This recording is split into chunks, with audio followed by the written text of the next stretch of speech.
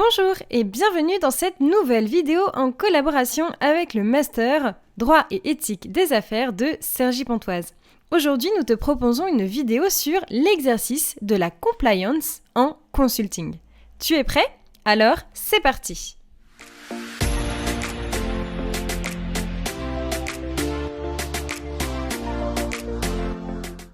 Pour commencer, pouvez-vous vous présenter votre parcours et nous dire pourquoi vous avez choisi de travailler dans le domaine du conseil. Alors, je suis Philippe Dos Santos, diplômé de la promotion Ethics 2019-2020. J'ai réalisé mon alternance à la direction Ethics, Compliance et Privacy du groupe Engie. À la suite de cette alternance, un VIE m'a été proposé par le groupe au sein de sa filiale au Brésil. Compte tenu du contexte sanitaire, ce VIE est pour le moment reporté et j'ai donc eu l'opportunité, entre novembre et mai, d'effectuer un stage au sein du cabinet ProEthic spécialisé en compliance. Je suis un alumni de la promotion 2018-2019 du Master de droit éthique des affaires, durant lequel j'ai effectué mon alternance au groupe La Poste, à la direction éthique et déontologie plus précisément. Et avant cela, j'avais réalisé une double licence droit langue juriste trilingue d'affaires et un Master 1 droit des affaires en Angleterre. Suite au master de Cergy Pontoise, j'ai décidé de m'orienter dans le domaine du conseil pour avoir la possibilité de monter rapidement en compétence sur l'ensemble des banques pour recourir à la compliance et aussi avoir l'opportunité de travailler avec une diversité de clients. Pouvez-vous nous dire quels sont les types de clients pour lesquels vous avez réalisé des missions ? Alors, chez ProEthic, j'ai eu l'opportunité de travailler pour des clients relativement divers, aussi bien au niveau du secteur d'activité que de la dimension, de la taille de l'entreprise. Et le spectre s'étendait plus ou moins de l'entreprise assujettie à la loi Sapin 2, quelqu'un un peu classique au sein des cabinets de conseil, à des entreprises de taille plus modeste, pas forcément soumises du coup à la loi Sapin 2, mais sensibles aux thématiques de compliance et souhaitant, à leur échelle, mettre en place certains dispositifs en termes d'éthique et de compliance.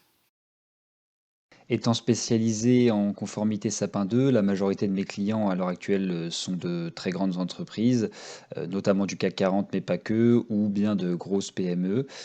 Mais j'ai également eu l'opportunité, évoluant dans un Big Four, de travailler sur des missions qui concernent des clients de l'industrie pharmaceutique, par exemple, ou encore de la banque assurance, mais aussi des missions avec des clients publics ou du secteur parapublic.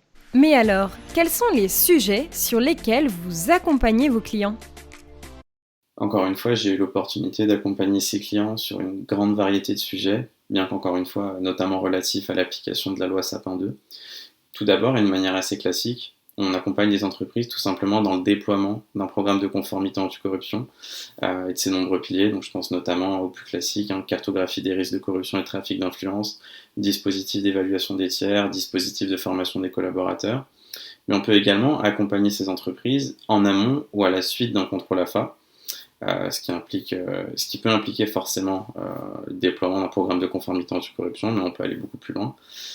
Et de manière moins centrée sur la loi Sapin 2, j'ai également pu contribuer à l'accompagnement d'entreprises souhaitant se doter, à titre d'exemple, de chartes éthiques, avec l'organisation d'ateliers, etc.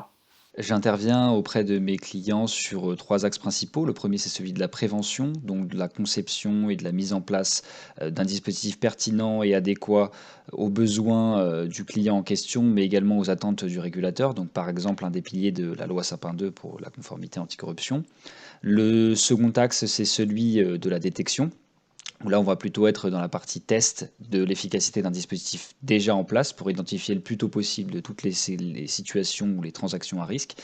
Et enfin, la partie réponse ou investigation, où là, on va apporter une réponse à des alertes qui peuvent être relatives à des comportements non éthiques ou à des infractions réglementaires. Et on va mener des investigations chez des clients. Enfin, pouvez-vous nous dire quelles sont les différences entre être consultant et travailler au sein même des entreprises ? Je pense que ces différences varient selon le niveau de maturité des entreprises sur ces sujets qui, même s'ils ne peuvent plus être qualifiés de nouveaux, restent parfois abstraits et traités de manière assez superficielle. Mais ces différences varient également selon tout simplement la mission du consultant, qui peut être assez macro, par exemple l'élaboration d'une cartographie des risques, ou beaucoup plus opérationnelle, certains consultants réalisant des due diligence pour leurs clients. Si je me fie à ma propre expérience, je dirais que le métier de consultant m'a permis de développer une certaine expertise sur de nombreux sujets, notamment grâce à l'accompagnement de clients essentiellement différents dans des missions qui sont a priori totalement identiques. À l'inverse, travailler au sein même d'une entreprise, donc le KNJ, m'a plutôt permis de développer une expertise plus opérationnelle et une bien meilleure connaissance des process internes. Mais je pense que je pourrais résumer en disant que mon expérience chez NJ m'a grandement aidé lorsque je suis devenu consultant et que mon expérience chez Proéthique va tout autant m'aider lorsque je retournerai en entreprise, les deux n'étant pas au final essentiellement différents d'un point de vue purement théorique. Alors, il y a plusieurs différences entre mon métier de consultant forensique et un collaborateur d'une direction conformité, par exemple. La première, c'est qu'effectivement, je travaille avec beaucoup d'entreprises, mais sans jamais avoir la connaissance un peu plus parfaite de la culture et de l'ensemble des procédures qu'il y a dans une seule entreprise. Donc, c'est toujours un petit défi par rapport à un collaborateur in-house. Et la seconde, c'est qu'effectivement, je ne suis pas dans une direction, je ne travaille pas forcément toujours avec les mêmes personnes, donc je suis dans une ligne de service, mais je suis amené à travailler avec d'autres lignes de service et également à interagir avec différents managers sans en avoir un particulièrement attitré. Donc c'est également une façon de monter en compétence et de découvrir d'autres manières de travailler.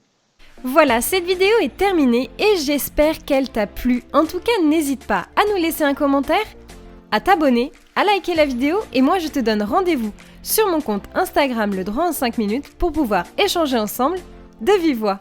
À bientôt!